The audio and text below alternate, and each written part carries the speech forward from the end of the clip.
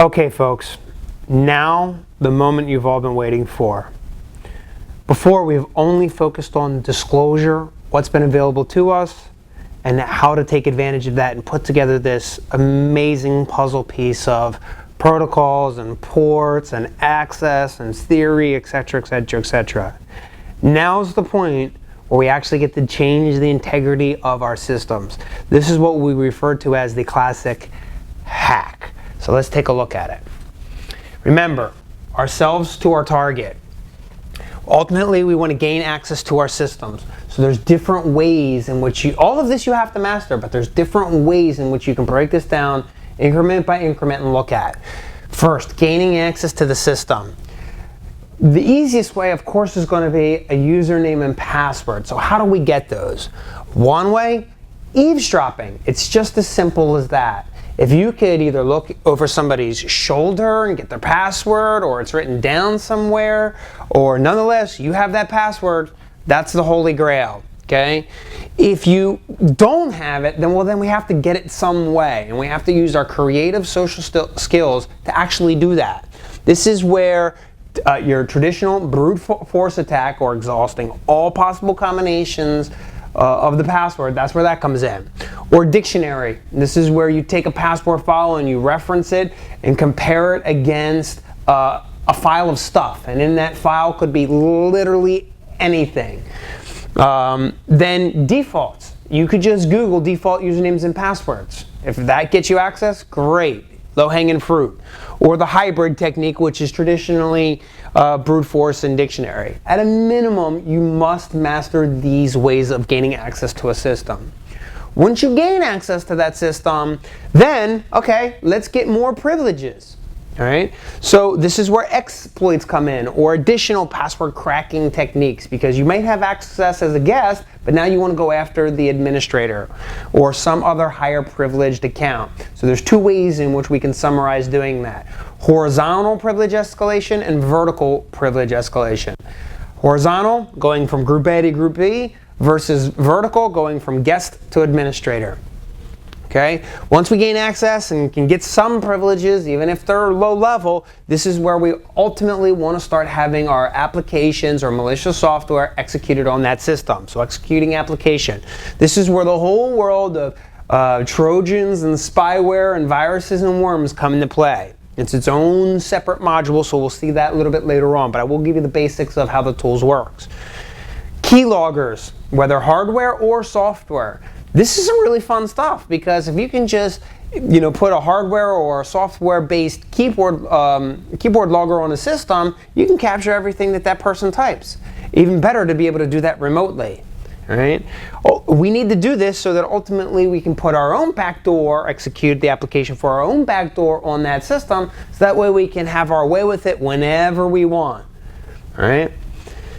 Next, once we get our applications to execute, we got to be able to hide some stuff, right? This is where rootkits come in play, because ultimately rootkit gives you backdoor access to the system, and you don't want to advertise, hey, I've got access to your system. All right? It doesn't work like that. You have to be very, very covert and hidden in that sense. This is also where alternative data streams come in. This is such an easy technique to do, but very few people know how to do it. This is something you should be able to do on the fly. Boom, alternative data stream, done. That simple. Stenography. Notice I have some stars next to keyloggers and stenography. These are separate areas of expertise. Literally, that's its own Pandora's box, right? So keyloggers goes into all different types, and we're going to spend some additional time on that later. Stenography is another one of those subjects. This is basically where we're hiding information in sort of different media. Could be files, folders, audio, video, applications, EIEIO. We're getting into all of that later, but nonetheless, this is an area in which you want to master. And then ultimately, not only hiding your stuff, but basically being able to make it look like you weren't there. All right? So this is where we have to do log file analysis, and you, the attacker, have to be a better log file analyzer than the system administrator trying to track you down. All right? Now, you do have some things working for you as a penetration tester. I love it when system administrators go to check the log files, because most of them, with all due respect, have no idea what they're looking for. They open up the log files and they go, Yep, nothing to see here. They wouldn't know what was in front of them if you put it in front of them. All right? Not to really attack the system administrators, because we've all come from that world in some way, shape, or form. Very, very important.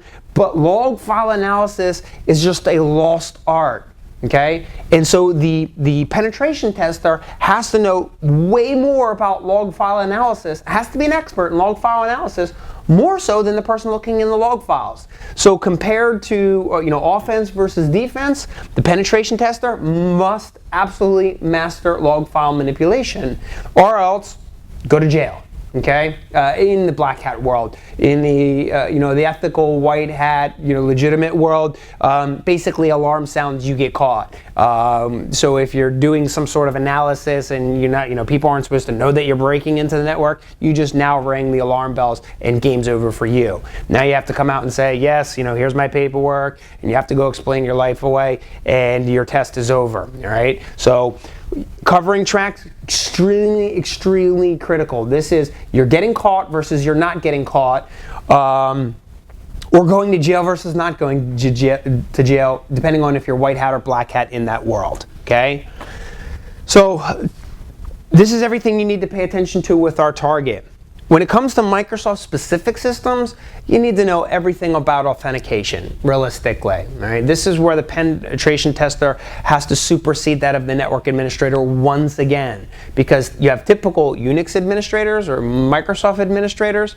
Well, the penetration tester, they have to be a master at all of it. But specifically related to Microsoft, you must know how to access the Security Account Manager database on every type of system.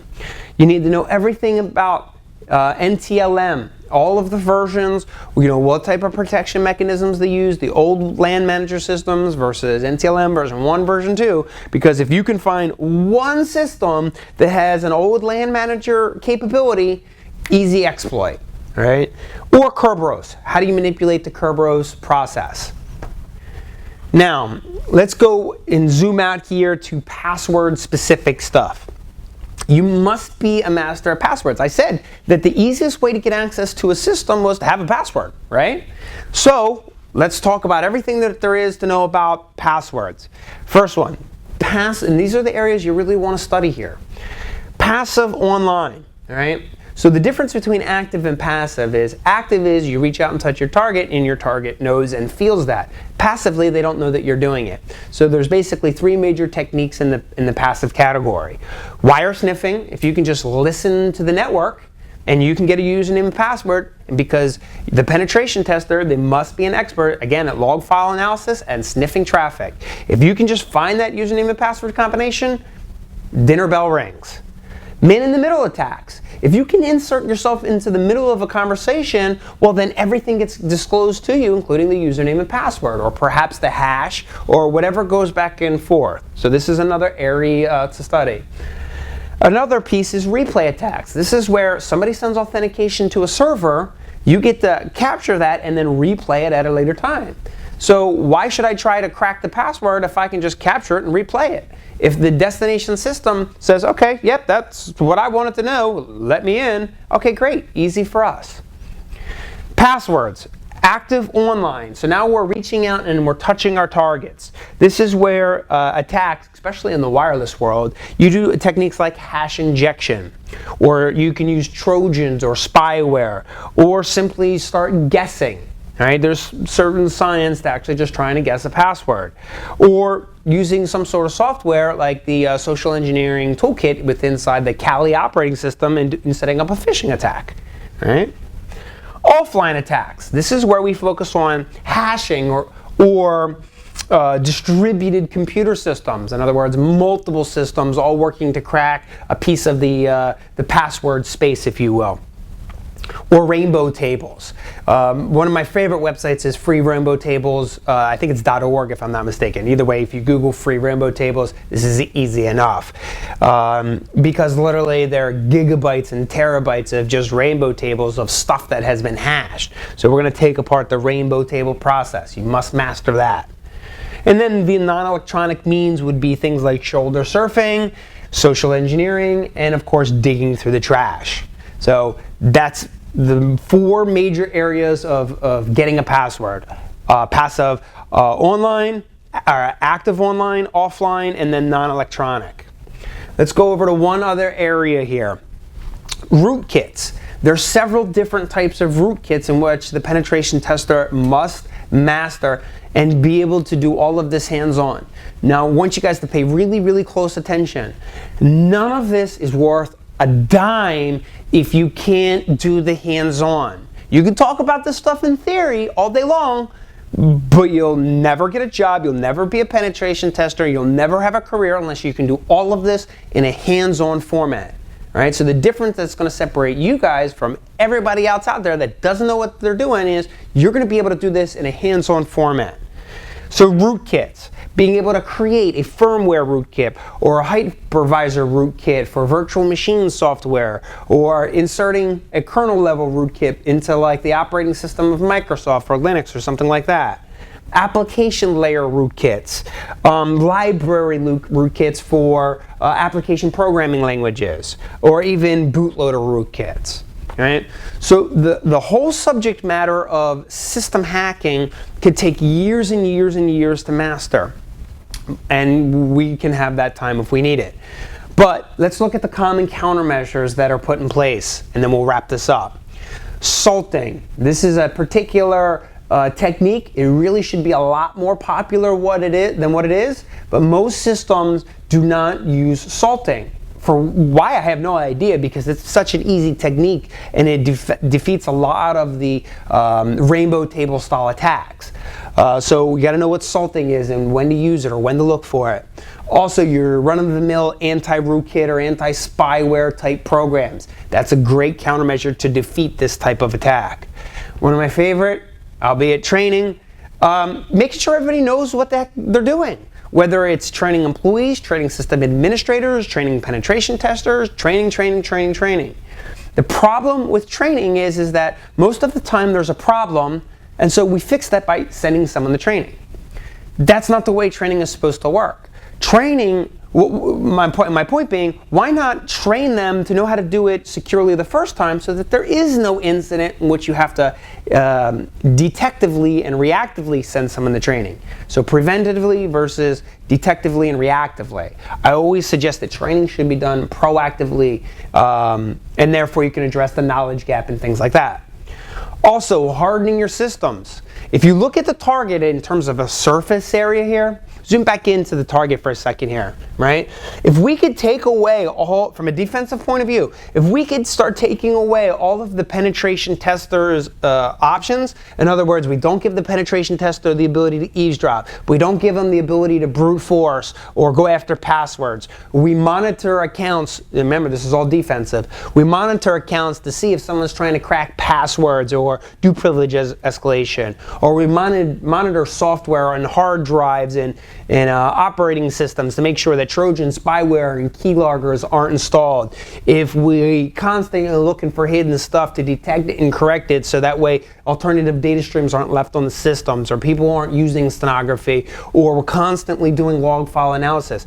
If we defensively take these options away, well then the penetration tester has nothing.